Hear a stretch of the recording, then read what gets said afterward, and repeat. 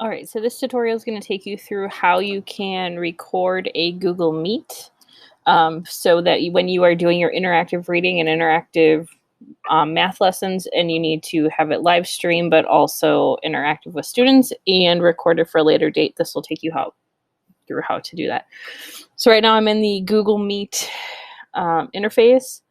You're going to go ahead and click the three buttons, the three little buttons down below here on the right hand side, and click record meeting. Making sure you have consent of all your students. You can go ahead and record it. Go ahead and hit accept.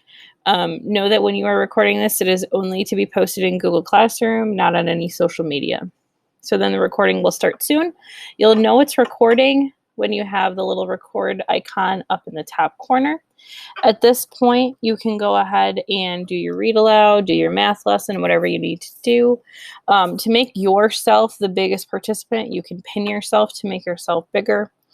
And then you can also adjust the layout if you want to.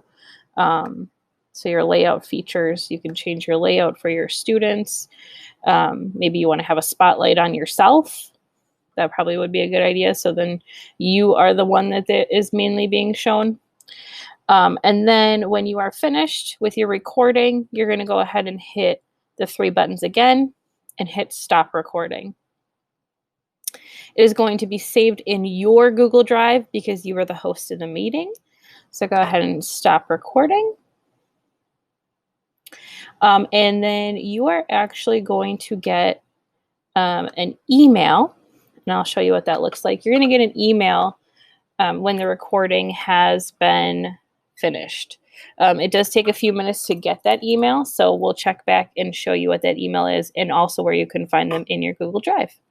The next process of this is you are going to get a recording via Google Meet sent to your email, and it's going to say like all this gibberish that they title it. So it will get sent to your email. It's also going to end up in your Google Drive. And in order to find that, all you have to do in your Google Drive is search for Meet Recordings. And you're going to see that Google Meet already has a folder in there that they created for you that your videos are then saved for you to access. You can rename them at that point. And do whatever you need to do to then distribute it to your students.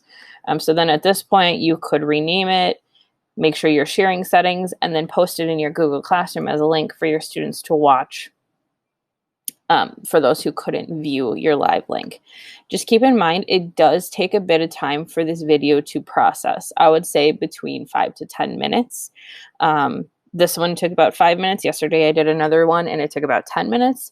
So just give it some time, but you will get an email as soon as it's processed, and you will be able to find it. You can either hit open in Drive or you can go to your Google Drive and see your Meet recordings. Once it is in your Meet recordings, if you prefer to organize it in a different Google folder, you can go ahead and move it to whichever Google folder you would like.